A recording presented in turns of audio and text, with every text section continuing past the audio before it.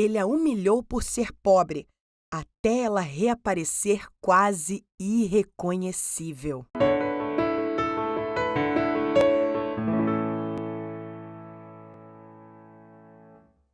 Ela era a melhor aluna da escola e por muitos anos só pensou em estudar, até que um dia o Cupido resolveu brincar com seu coração e ela se apaixonou pelo rapaz mais cobiçado da escola. Por saber que não tinha nenhuma chance daquele romance acontecer, a menina preferiu guardar segredo e tentar esquecer essa paixão. Contudo, seu segredo acabou sendo descoberto e a humilhação que ela sofreu nesse dia mudou para sempre a sua vida.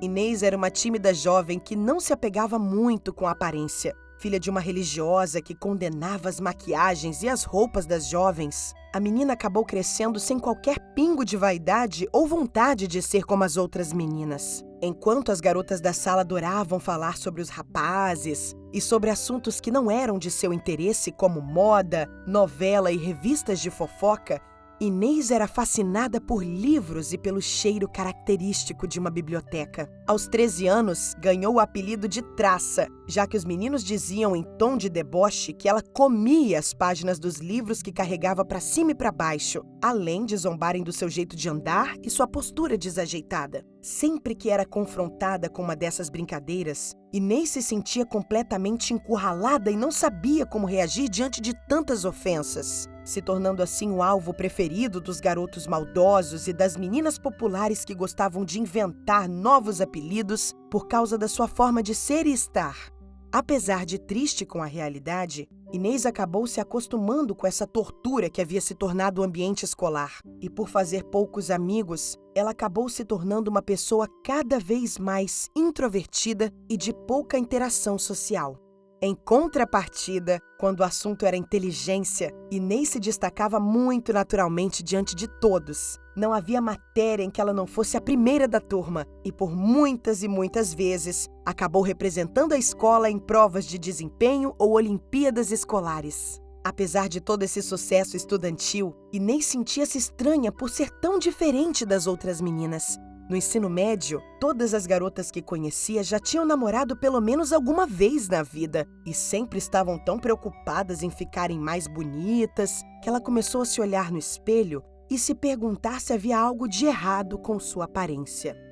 Para agravar um pouco mais essa preocupação, sua mãe era uma mulher muito humilde, que mal conseguia manter as contas em dia. Por toda a vida sempre foram apenas as duas em casa, já que o seu pai tinha dado fora assim que ela nasceu. E durante todo esse tempo, ela nunca viu e muito menos soube sobre algum namorado de sua mãe. Algo que a fez pensar sobre a própria vida. E foi então que ela temeu ficar sozinha pela primeira vez. Desse modo, Inês começou a prestar mais atenção nos meninos e uma fagulha estranha começou a queimar dentro do seu corpo. É claro que ela já havia notado que alguns dos rapazes que conhecia eram muito bonitos e interessantes, mas sempre desviava esses pensamentos por achar que não era hora de pensar nessas coisas ou simplesmente por se achar uma menina estranha demais para desejar algum tipo de relação amorosa. Só que no dia em que o garoto novato foi matriculado no meio do ano, naquele que seria o ano de sua formatura, Inês entendeu o motivo que fazia tantas meninas delirarem e sonharem com momentos de paixão e desejo. Ela nunca tinha experimentado nada daquele jeito e ficou muito nervosa ao perceber que o rapaz foi colocado para se sentar na cadeira ao lado da sua. Muitas das meninas mais bonitas da escola logo deram um jeito de conhecê-lo e se lançarem com seus charmes e jogos de sedução. E meio que sem perceber, Inês sentia uma imensa vontade de se virar e fazer o mesmo, mas seu coração mais se parecia com uma bomba prestes a explodir. O nome desse garoto era Rafael, e com o passar dos dias, Inês se pegou sonhando com o cheiro, a voz e tudo que representava o menino da cadeira ao seu lado. Sua mãe foi a primeira a notar quando a jovem começou a ir para a escola com o cabelo mudado e roupas menos recatadas. Ao perguntar se ela estava com a intenção de namorar algum garoto, Inês ficou completamente vermelha de vergonha e dizia que nunca tinha pensado nisso, pois sabia que não era o momento de ter esses pensamentos.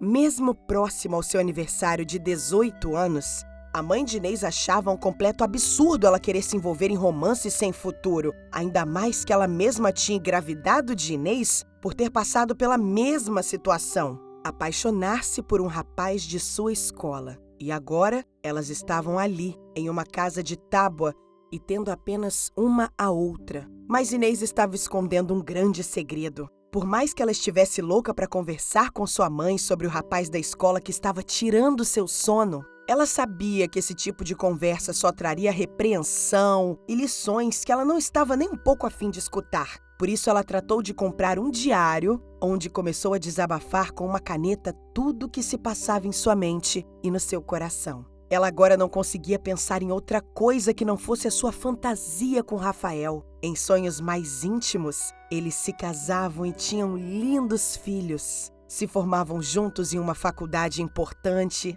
e saíam juntos pelo mundo conquistando coisas grandes e de muito prestígio. Nas páginas daquele diário, a vida era perfeita. Só que os sonhos escritos naqueles papéis acabaram se tornando o pior dos pesadelos no dia em que a Inês perdeu o diário com todos os seus segredos. Era a saída da aula, todos os alunos formavam uma fila desordenada enquanto a funcionária da escola abria o portão. Na pressa de irem logo embora para casa, um empurra-empurra foi iniciado e Inês sentiu que a sua mochila foi aberta e parte do seu material escolar caiu pelo chão. Ela esperou a multidão passar e começou a catar os cadernos, livros e lápis que foram espalhados por algum tipo de brincadeira sem graça. Foi então que sentiu falta do diário e não demorou a chorar de desespero. Uma professora que passava a viu engatinhando pelo pátio enquanto soluçava à procura do seu bem tão precioso. A professora a acalmou e a chamou para uma sala vazia para que pudessem conversar melhor. Inês então desabafou e explicou tudo o que estava passando. Ela falou sobre sua criação rígida e sobre a primeira experiência de amor que estava vivendo, mesmo sendo praticamente uma mulher. Falou sobre o seu medo de ser exposta por quem tinha levado seu diário e principalmente pelo pavor que seria se Rafael descobrisse todos os seus sonhos mais íntimos que estavam escritos naquelas páginas. A professora prometeu ajudá-la e se ofereceu para conversar sobre isso sempre que Inês desejasse. Também prometeu que no dia seguinte passaria por todas as salas e exigiria a devolução do diário à pessoa que o tinha levado para casa. Inês foi acalmada momentaneamente, mas sequer conseguia pregar os olhos na noite que se passou. No dia seguinte, assim que entrou na sala de aula, ela percebeu que um grupinho de meninas tinha chegado muito cedo e elas estavam em volta de Rafael, rindo e folheando um volume que só poderia ser uma coisa: o seu próprio diário.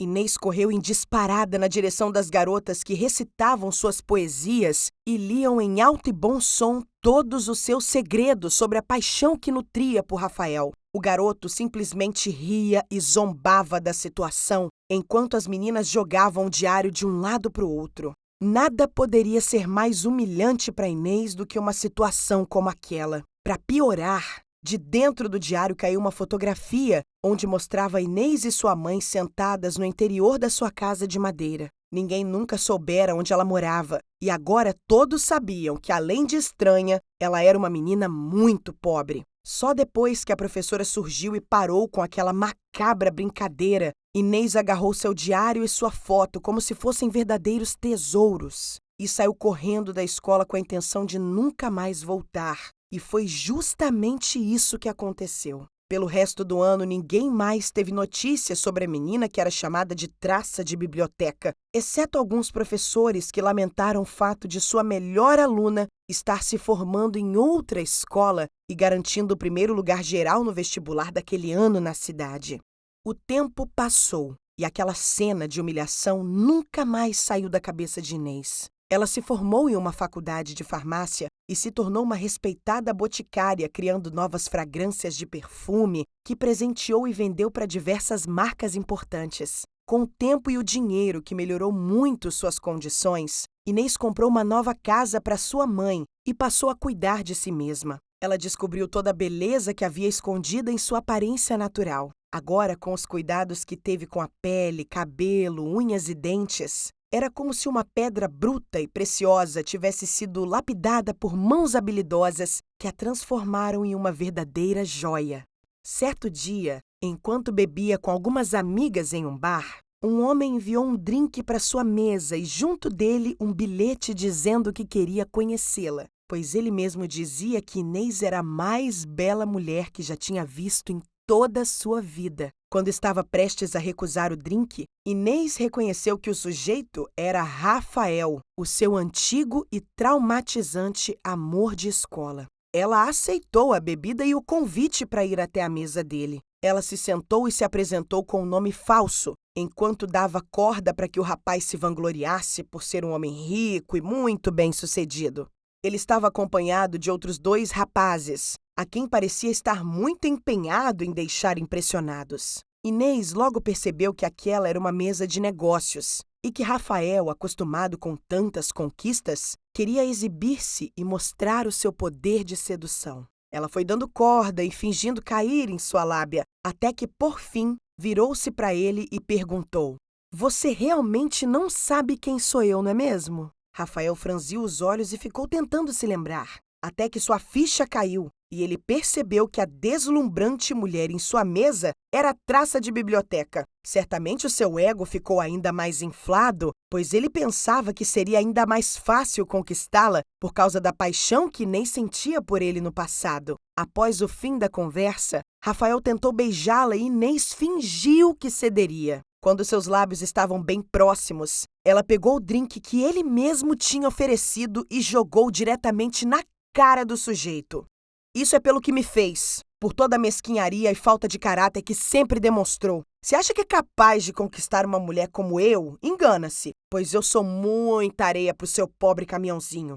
O bar inteiro acabou rindo da cena, pois Rafael já tinha uma fama de ser um conquistador que frequentava o local e expunha todas as mulheres com quem saía. Inês pegou a sua bolsa e saiu com as amigas. Havia bebida derramada por toda parte, mas o que ela sentia mesmo era que estava de alma completamente lavada. Se você gostou dessa história, não se esqueça de se inscrever no canal, ativar o sininho e deixar a sua curtida, pois logo voltaremos com mais uma história emocionante. Um grande abraço e fique com Deus!